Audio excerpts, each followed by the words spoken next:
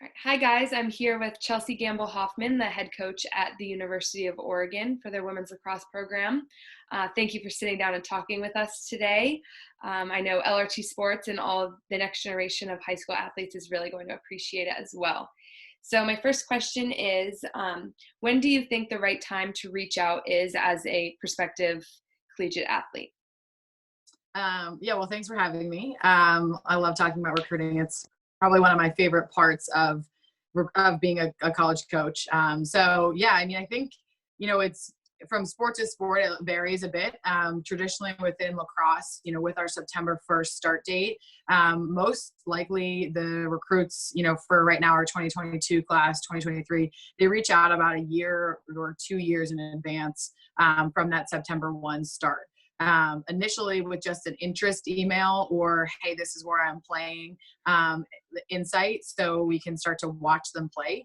But typically, so September 1 is of their, junior years. So, kind of in the early sophomore year, they'll reach out to kind of let us know that they might be interested in learning more about the university.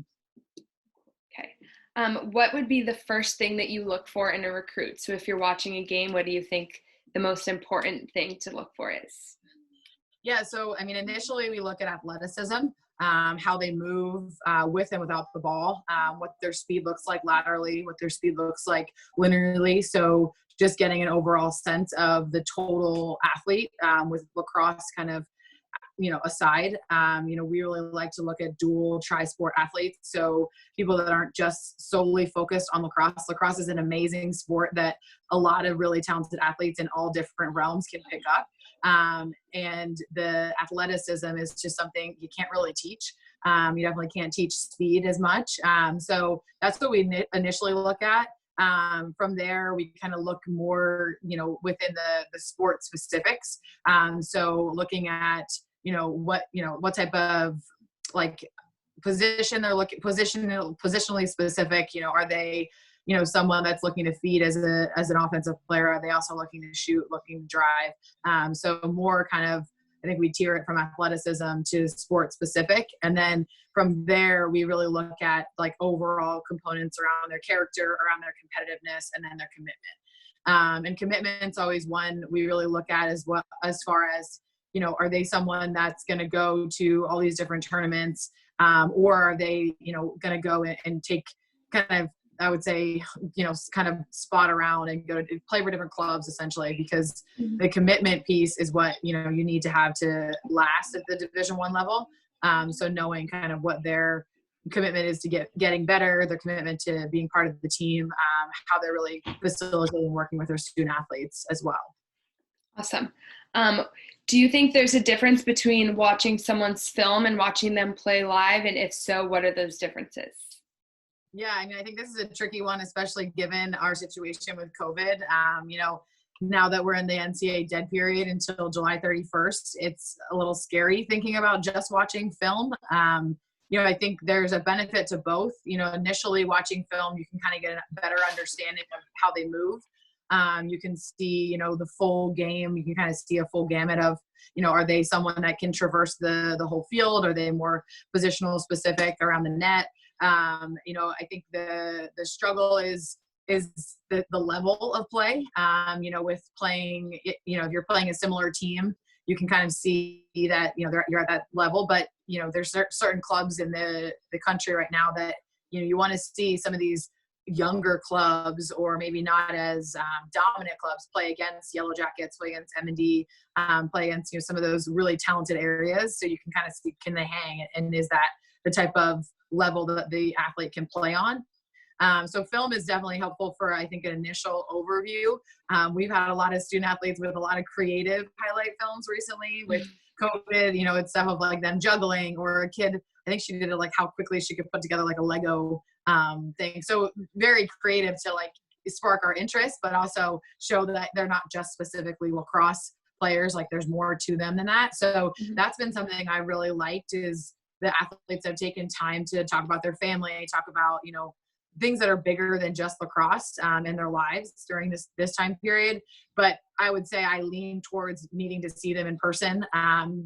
I think from that perspective, you can't really see and hear, the way they treat their teammates, the way they treat their coaches, the way they talk to their coaches when, they get feedback. Even their parents are on the sideline. Are they someone that's only cheering for their daughter to score goals, or are they cheering for the whole team? So I think those pieces we miss, and it really validates, being able to understand the whole package of a student athlete. And then, how do they respond to adversity? Are they someone that puts their head down and, gets really bummed that they miss that ground ball or miss that opportunity? Or are they, piping their teammates up to support them and, recover, whether it was their error or someone else's error? So I think there's benefits to both. I don't think I could only solely recruit anyone based on film, because you do miss that in person and understanding of, what they bring. And, there's a relationship piece that you want. I think that's the big bummer about not having camps right now, is because, I want to coach them. I want to say, hey, Lindsay, work on this and see how they respond and see if we have a connection, so that there's a respect and, mutual understanding that we're trying to work to make you the better player. So it's been a bit interesting, I'd say, but both have their ups and downs, because you can only go to so many places in the country to see people in person. Another question that I had, and you touched on it a little bit, was, do parents ever have an impact on if you recruit a player or not? Because I know I've heard some stories that parents would go crazy on the sideline. So is that something you've seen, and then you cross someone off the list? Yeah, I don't think, I would say we definitely take notes. So we'll be on the sideline. A lot of times I ask my staff to stand on the sideline with the parents and kind of try to blend in a little bit, to really hear dialogue.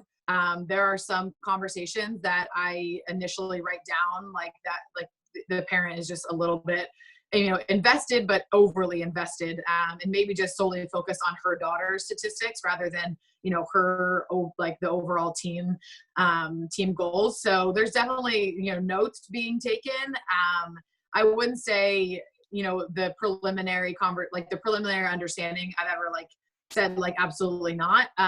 But I've definitely looked back at those notes if we move into the next step with the student athlete, and typically ask questions on phone calls to the athlete, and then separately to the parent, to just get a better understanding of, what are they going to be coming into the team culture? What are they going to be asking of their daughters? How much pressure do they put on them? Because there's so many outside pressures that affect, what we do here on campus. So I wouldn't say we've definitely taken anybody off the list. I would say there's probably been some athletes we've taken off the list because of things they've said or how they've responded. Actually, funny story, had a goalie who was at Stanford camp when I was working there, and we asked her to run a lap, just warm up. And she said, "No, coach, I don't run." And we were like, "What?" And she was like, I don't run. I just don't do that." And we were like, "Well, you're a goalie. Yes, we understand you stay in the cage, but you need to run around the field. It's a warm up." And she was very opposed to it. And then, I don't know, maybe an hour later, we saw that she had a Coke in her cage. So she would take sips of the Coke, and we were like, "What is going on?" And no nutrition, doesn't want to run around the field.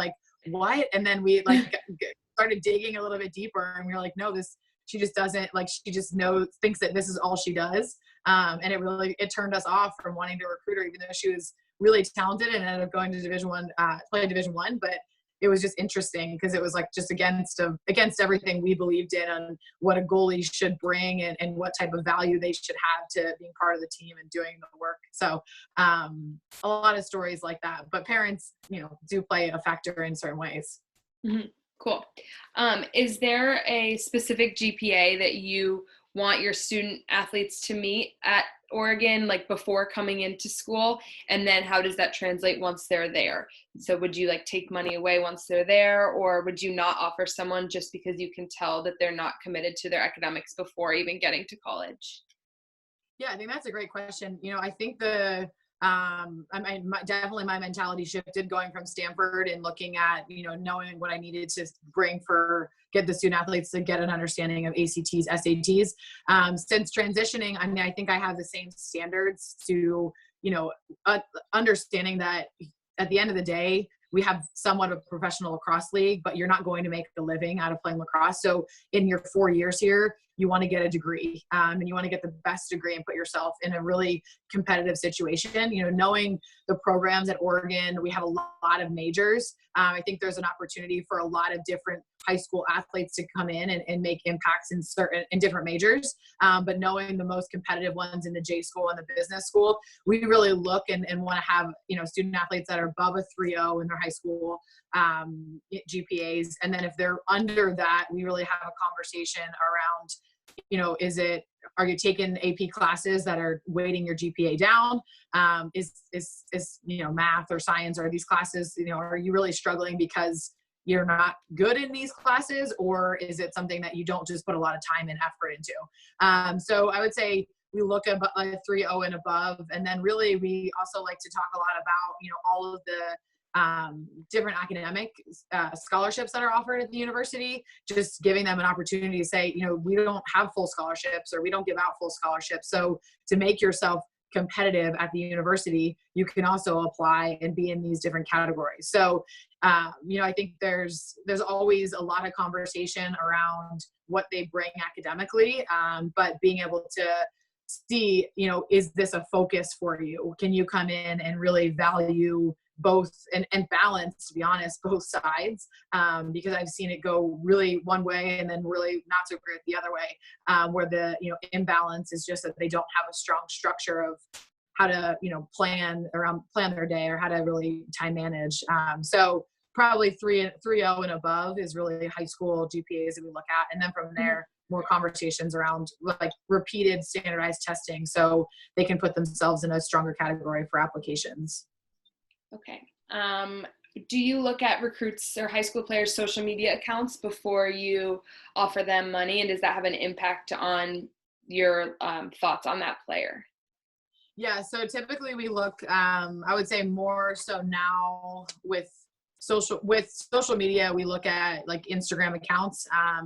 Twitter isn't as common with certain generations, but we do look at what's on their account, what they have posted, what they, you know, speak to, you know, certain things that we are kind of turned off by, whether it's, you know, things that are about, I would say probably conflicts in, you know, values, or, you know, just different situations that we're a little skeptical on. And that comes up in the process. We tell them that we looked at their social media and we say, you know, we saw this, and can you kind of elaborate or tell us a little bit more?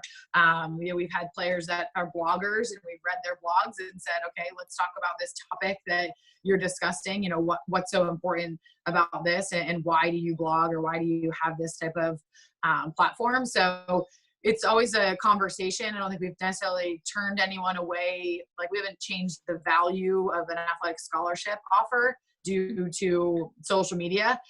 It's just more, I think, generates conversation to understand where they're coming from and their why a bit more, rather than saying, you know, because we saw this, we don't agree with that and you don't get scholarship.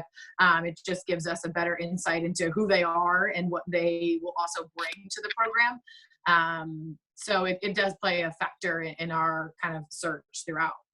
Okay. And then what would your biggest piece of advice be for someone when they are coming into college as a lacrosse player? Oh, that's a good one. I think it's, you know, the biggest thing I would say for all college students is like being open to everything, you know, open to learning more about yourself. Primarily, you know, you're going to be in a whole new world. You know, whether you come from out of state, in state, it's a whole new opportunity, and being open to learning more about yourself and learning more about others. You know, I think the piece I love about Oregon and our program right now is everyone's from all different backgrounds, all different states, you know, and I think it brings a diversity of getting to know things and learn more about people, because we're all very subject to our own bubbles and our own communities. So really just having an openness and an understanding that you're going to learn, and through learning, you're going to have some good days and some bad days. But being able to really know that at the end of the day, you know, you're coming to a college, or you're coming and playing a sport to figure out who you are and what you can really do and how you can impact this world, because there's just a lot to learn. And I think, it would be wrong to think that you're going to come in and be the same person when you graduate after 4 years of playing a college sport, but also being part of a new campus. So yeah, I would say the openness piece, because there's a lot to learn and there's a lot of good struggle throughout the process. And then my last fun question for you is, if you could coach any other sport, what would it be and why? Yeah, so I feel like I thought a lot about this one because I'm torn. So I grew up a swimmer and I loved swimming. I used to coach it when I was an athlete. I was on the junior national team, and I eventually gave it up to play lacrosse. And I think I would want to coach. I would thinking of it as like an individual sport versus a team sport. And while swimming is a team sport, I love the individual piece of just coaching like the stroke, and being able to really coach the minute details to how to like really pick up speed in a pool. So I would say like swimming on the individual side. And I think on the team side, I've always thought that what lacrosse is like basketball, but on a field. And I've played basketball my whole life, and it's just something that I think is very transferable. I love that like Kelly Graves will come to our games now and be like, oh, it's like basketball, but 2 extra people in like a field and, stick. But I think they're very similar sports in ways. So I think basketball would be really fun, and it really attests me to get out of my comfort zone to figure out maybe different terminology or how they were kind of relate. Just knowing that basketball is a fast sport, but a little bit more technical in certain ways. So I would say, yeah, individually swimming, team sport would be basketball. Awesome. Well, that's all I have for you. If you have anything else to add, you're welcome to, but if not, thank you for taking time out of your day. Yeah, I mean, I think the only thing I would add, obviously with everything that's going on with COVID, it's been quite a challenge for any recruits that are interested in playing college lacrosse. I think the biggest thing to take away from this time period as they're preparing for that next big step is to really think about what they can do with their time individually. We've had a lot of recruits that are just like, really bummed about not being able to play tournament lacrosse and play with their club. But taking a look, at your individual game and figuring out where you can advance, because that's only going to help you when you get to play again with your team. So that's definitely an advice I would say for everybody, because I think there's a lot of stress around it, but you can always flip it and see the silver lining that you get some more time on your individual game to perfect it. So when the coaches get to watch you, you're going to be stoked about the way you can play and the way you can display your talents. So, but thank you for your time, Lindsay. Of course. Thank you.